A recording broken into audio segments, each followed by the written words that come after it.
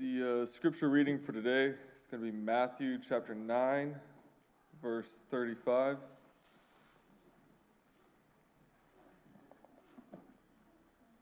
It's Matthew 9, verse 35. And it reads, Jesus went through all the towns and villages, teaching in their synagogues, preaching the good news of the kingdom, and healing every disease and sickness.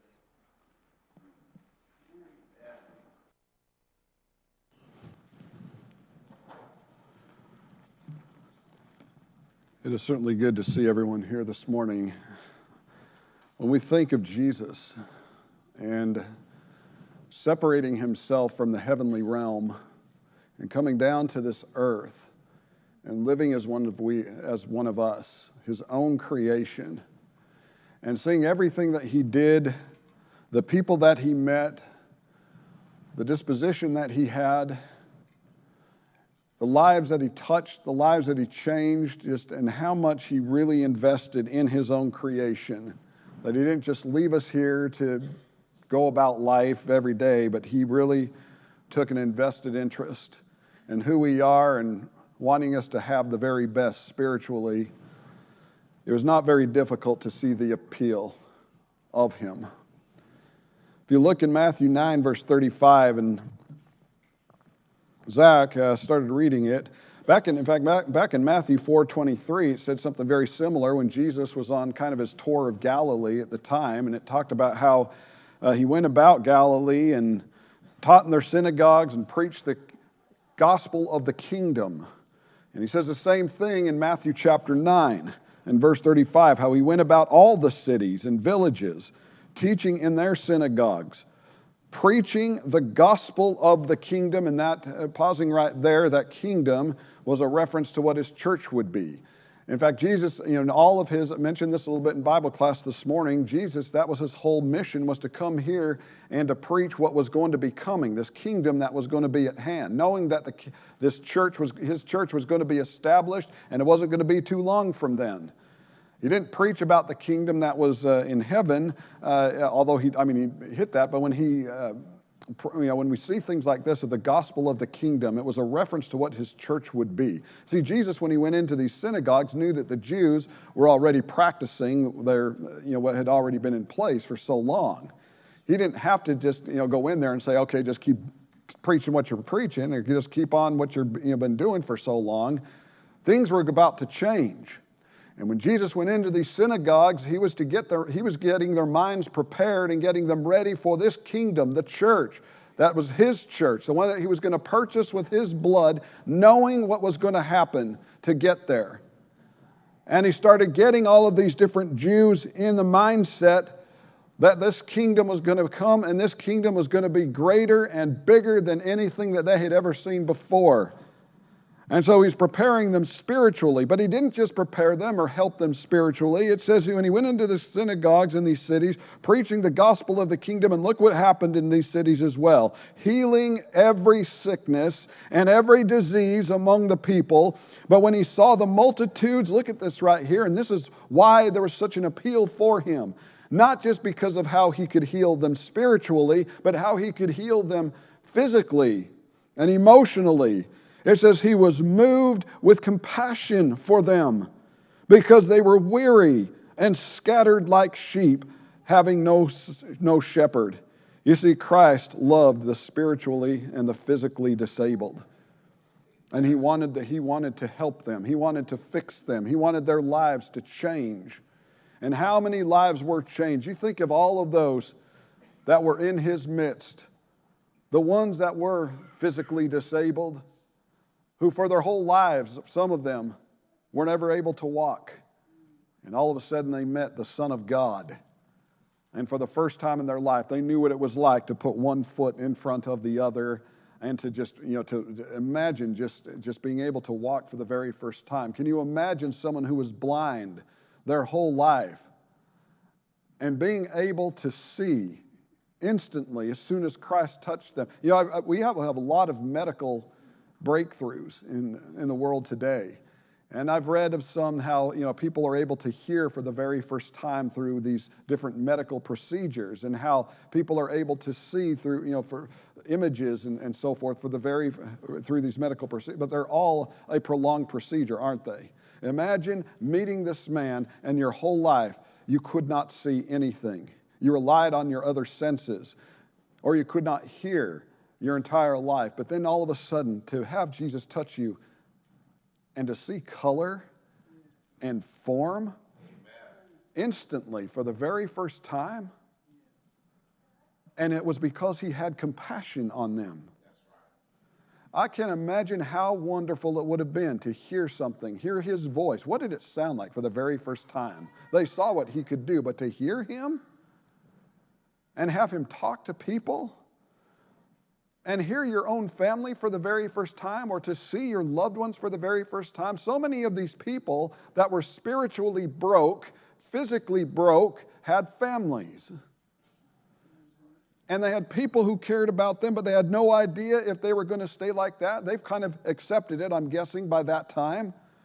People who have grown up kind of, they write a lot of things off. They just accept, this is how I'm going to be now. Or people who are involved in accidents. I have good friends that have been involved in accidents, one in particular who was involved in a four-wheeling accident, and it paralyzed him from the waist down. He's a gospel preacher. But and he went through a really rough time for a long time, because he realized for the first time in his life that he said, I'm not going to be able to go and do things with my family, not the same way. There are limitations. In fact, he's had to call many gospel meetings off over the last couple of years since his accident happened, because airlines are not fully equipped for the condition that he has. It's really tough. In an airplane, we don't think about these things. We take them for granted sometimes. That when we are in line for the airlines and we see the wheelchairs go down into the aisle, we think, okay, well, they're the first ones on the plane. That's great. But then we know how small those restrooms can be. And you think of someone that really has to maneuver in things like that, and we don't think about it until, and they may have never thought about it. And that's just one of so many. And it seems silly, and it might be to some extent, but until you're a part of it and you're a victim of it. But you see all these different people who had to deal with this day in and day out. And to have this man, Jesus, come into their presence and to heal them, to have compassion for them, to know what their spiritual state was. That's the reason why he preached the gospel of the kingdom in the first place, because he knew many of them were spiritually broken. And it was him who went into these synagogues and to change these individuals. It was not difficult to see the appeal of who he was. And then you look at Matthew 11 and verse 28, when Jesus said, "Come to me, all you who labor and are heavy laden." That is what it means by this with heavy laden, are those who are so overwhelmed by things in their life. Not just the workload, but things that are just weighing on them one after another in their life. And he says, you come to me, all you who labor and are heavy laden, and I will give you rest. Take my yoke upon you and learn from me. Learn from me. For I am gentle and lowly in heart, and you will find rest for your souls. For my yoke is easy, and my burden is light. He wasn't telling people, you go to him and you turn your life over to him, that everything physically is just going to be instantly wiped away. But so many of our burdens are able to be taken care of when we turn our lives over to Christ. No wonder people were drawn to him. And many would come to him. When he went about these different cities, there were so many that brought other people to him, which is what I really want to focus on for the next little bit here. There were people who needed guidance who were brought to Christ. If you look in Matthew chapter 19, verse 13, in fact, this is mentioned in a couple of different places. Matthew records how the little children were brought to him, that he might put his hands on them and pray. And remember how his apostles responded to that? Oh, Jesus is too tired. Don't bring your children to him today. Last thing he needs is a bunch of little kids running around, right? But that's not what Jesus said. He said, you bring them to me. And Jesus took the time after a busy and probably very eventful day, a tiring day, but he didn't turn them away. He said, you bring your children to me, and he prayed with them. Folks, I can't imagine them as they grew up remembering that moment. I can't imagine how proud a parent must be, just the excitement that they had. Hey, guess what? My son or daughter got to meet Jesus today. Can you imagine that child as they grew up remembering that one moment where Jesus took time out and he said, come here, and sat down with them? You see, when we can connect our children to Christ, they're going to remember that. It was Paul in his letter to Ephesus, chapter 6 and verse 4, who said, bring them, referring to the children, bring them up in the training and the admonition of the Lord. I love watching children being brought up that way. We had one young man baptized just a couple weeks ago because his mom and dad brought him up in the admonition and the training of the Lord. And he served on the table this morning. And how encouraging that is to me. It's encouraging to me personally to be able to see that, because we watch these little guys grow up, don't we? They're not so little anymore. They're growing up, and then to see them turn their life over to Christ makes you emotional. There were those who needed that guidance, who were brought to Christ. The parents who said, I want my child to know who he is. There's also those who needed comfort that were brought to Christ. And how amazing it was to see this. Not only as we see in Matthew chapter 9, he went into healing every sickness and every disease. Well, what kind of diseases? Well, you look at Matthew 2:3, it talks about the paralytic that was brought to him. In Mark chapter 8 and verse 22, it talks about how the blind were brought to him. In Mark 7:32, the deaf, and not just the deaf that were brought to him, but the deaf with a speech impediment. And why was that comforting? Because, folks, we live in a cruel society sometimes. I've seen people, even in the church, and it shouldn't happen, but it does happen. People don't think sometimes. We can't just hold one group at fault and not another, I guess. But people with speech impediments are often very mocked and ridiculed. People make fun of them. And it seems funny to you until you're the one that's on the receiving end of that. The paralytic in Mark 2:3 who couldn't walk.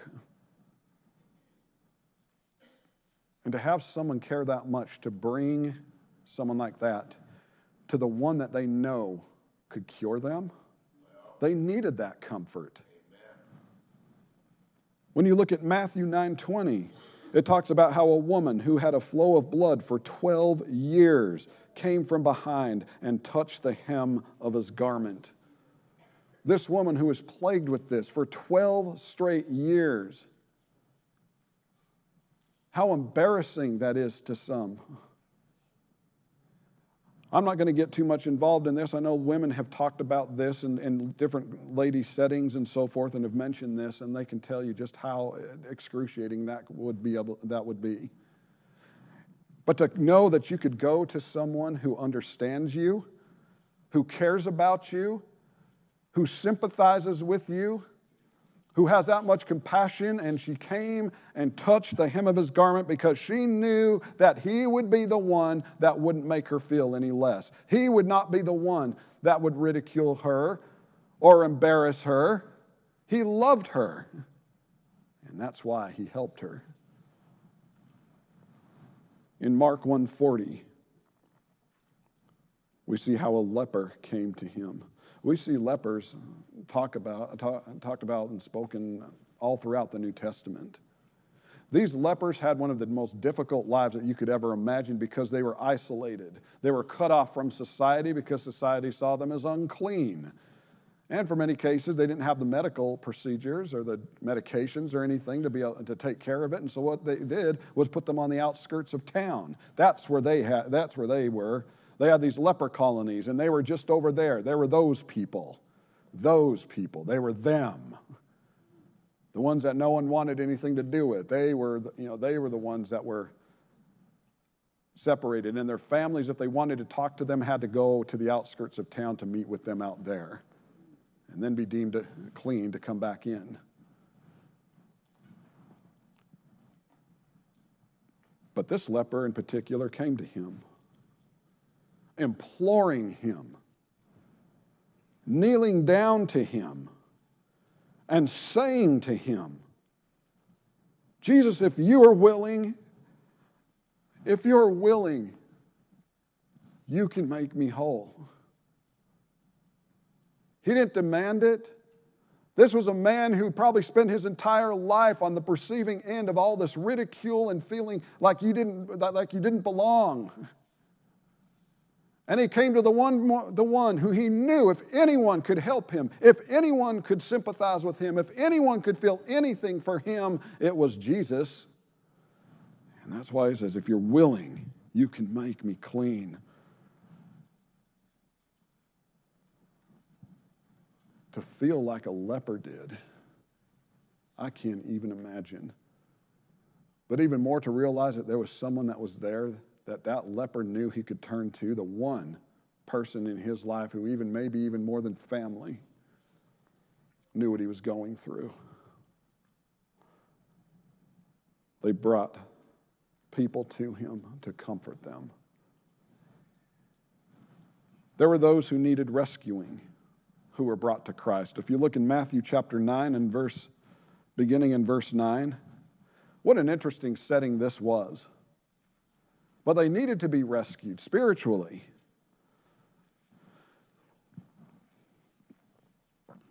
It was recorded in the beginning of verse 9, how Jesus passed on from there, going through the city. He saw a man named Matthew sitting at the tax office. And he said to him, follow me. And so he arose and followed him. Matthew was already spiritually minded, if you read more about who he was. And he recognized who tells him this. Follow me, Matthew. So he did. And now it happened as Jesus sat at the table in the house, that behold, many tax collectors and sinners came. It's not humorous to me, but it puts a smile on my face. Because I remember that scene from The Santa Claus where Tim Allen, and it's the first time that he's recognized as Santa Claus, and he's sitting on that park bench, and one little kid comes up to him, and he's just kind of looking at him, talking to him, and then more kids kind of come up, and then more kids come up, and all of a sudden he has a line of these children that are coming up. And for some reason that always kind of reminds me of what this is, because I can see Jesus there. He tells Matthew, he's sitting there at the table, and what happens? Well, tax collectors come. Wait a minute, now these sinners start coming in. It says they came to him. And now all of these people, because he was drawing them in with all of this, he sat at the table in the house, and it says many tax collectors, sinners came, and they sat down with him and his disciples, but you've got the Pharisees that were there too. And when the Pharisees saw it, they said to his disciples, why does your teacher eat with tax collectors and sinners? And when Jesus heard that, listen to what he tells them. Those who are well have no need of a physician, but those who are sick. But go and learn what this means. I desire mercy and not sacrifice, for I did not come to call the righteous, but sinners to repentance. How he turned that on them, didn't he? And aren't you glad that Jesus doesn't see us the way that the Pharisees saw them? In John 3:17, the following verse from probably the most quoted verse in the Bible. God so loved the world that he gave his only begotten Son, that whosoever shall believe in him shall have everlasting life. But then it follows with how God did not send his Son into the world to condemn the world. That's not why he was here. He already knew how unrighteous some could be. He already knew how sinful we could be. That's not why, the reason why he came is because that reason. It says he came so that the world through him might be saved. We needed rescuing. Just as those tax collectors and those sinners that were eating with him that day needed rescuing. And here we are in this building this morning, and some of us need rescuing. And aren't you glad that he's there? Every one of these that we read about had confidence in him. There were those who needed understanding who were brought to him. Remember in John chapter 1, beginning in verse 41, how Andrew first found his own brother Simon and said to him, guess what, Simon? We found the Messiah. And he brought his brother to him. What significance? Why was that so important? Why was that so big? Because these were the Jews who understood there was a prophecy at play, several of them. And when he first met the Christ, he understood for the first time, and how exciting that moment must have been, that, wow, wait a minute. We have the one here who is the fulfillment of all these different prophecies. We've been waiting for him. We knew what these prophecies said. We've been waiting and waiting. That's what the Jews did. And when Jesus came and he started getting to know people and they realized who he was, he's like, he didn't just wait. First person he grabbed, what? His brother, family. And said, listen, I've got someone to introduce you to. We found the Messiah. And he brought him to Jesus. Every one of these people that were able to see had confidence bringing someone to him, and they had confidence going to him. They were comfortable going to him, weren't they? Which raises a question. Have we made this a place where people want to come? You see, we're experienced telling others the repercussions of not coming to Christ, aren't we? Well, I hope that I hope you get right with Jesus, because it's going to be hot for a long, long time. We're pretty experienced calling out false doctrine. Sometimes it needs to be. We're pretty experienced proclaiming the boundaries of worship, and that's important. But when Jesus established his church, and he started to purpose us to do certain things, folks, we as Christ's church need to make this place. We need to make this an environment where people feel that they can go when they have needs. They need to make them feel that this is the place to come to have those needs met when they are hurting, when they are distressed, when they're searching, when they need prayer. You see, people are broken, and they're struggling with loss, and they're addicted, and they're angry, and they're lonely, they're frustrated, they're sinking, they feel like they're drowning, they're losing their will, and they're fighting with sin. And many of them know that they have to fix themselves, but where do I go? Who's going to accept me without just pointing the finger at me? You see, if we want to connect people to Christ, we need to give them a reason to say, this is the place where I need to be. This is the church who cares about me. Let this place Don't ever forget it. Let this place be a hospital. Let this place be a family. Because we may be the only family some people have. Let this place be a support group. Because there are people that need that. They're going through things, and they need to know that others are there to empathize with them. Let this be a place where people see hope. A place where no one stands alone. Let this be a place where you're seen.